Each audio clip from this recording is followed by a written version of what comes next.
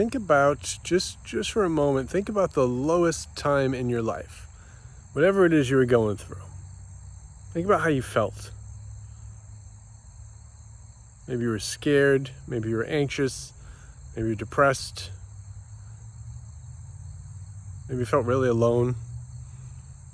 But you made it through it, right? I mean, you're still here. We're chatting about it, so whatever it was, it didn't end everything. So that's good. So we're back to, you've made it through 100% of every challenge you've ever been through, so that's a good thing. But I think now when we go through challenges, they seem to be a little bit more difficult, maybe. We don't really have the support system, perhaps, that we thought that we had. Or maybe we do, and we just don't use it as much. Because this world has become a very, very fake place. And you are a very real thing. And so it's very difficult. It's hard to get through it all the time.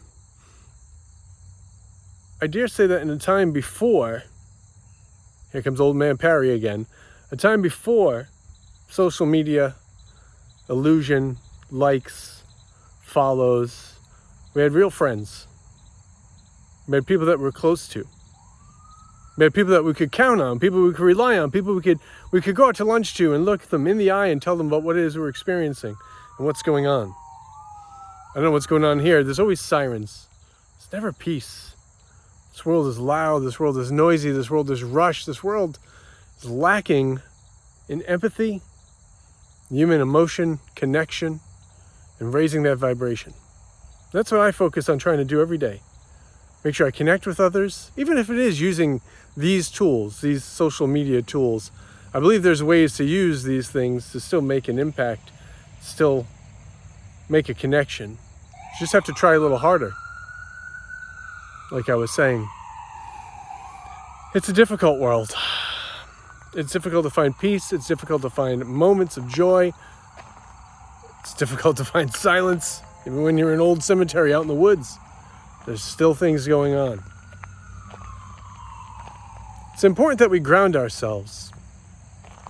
It's important that we take time to realize that we are dust and from dust we shall return. So this time in between is very fleeting. We need to be spending it a little better. Connecting with each other. Showing each other love, compassion, a little bit of kindness, a whole lot of mercy. Maybe we have to strip away some of the layers first. Maybe those things that we know about ourselves that we don't like. Things that maybe we've put on over the years. In order to adapt to this world, maybe we've taken on our own little layers of falsehood. Maybe it's time to strip that all away so that we can be our true, authentic selves. And only then can we really make those connections. I think that's one of the magical things about childhood friendships. When you were a kid, the world hadn't told you yet exactly how you needed to be. It was trying like hell. It was advertising. It was putting it in there. It was in the cartoons. There was little things to tell you, you should act this way or you shouldn't act that way. But there was more true, authentic you back when you were a child, probably than there is today. So maybe it's time to strip away some of those layers. Rekindle those old connections within ourselves, within our mind, within our soul, within our body, and be who we're meant to be. Maybe then we can see beyond this veil and this illusion of this world that is around us all the time. Find others that are on our same wavelength, our same vibration, and connect with them. Help to restore some peace and decency to this land. Big goals. Big goals. But that's the way they should be. If it's easy, it's probably not worth doing. These things that are hard, taking a look at yourself, making changes, changing the world. Not easy.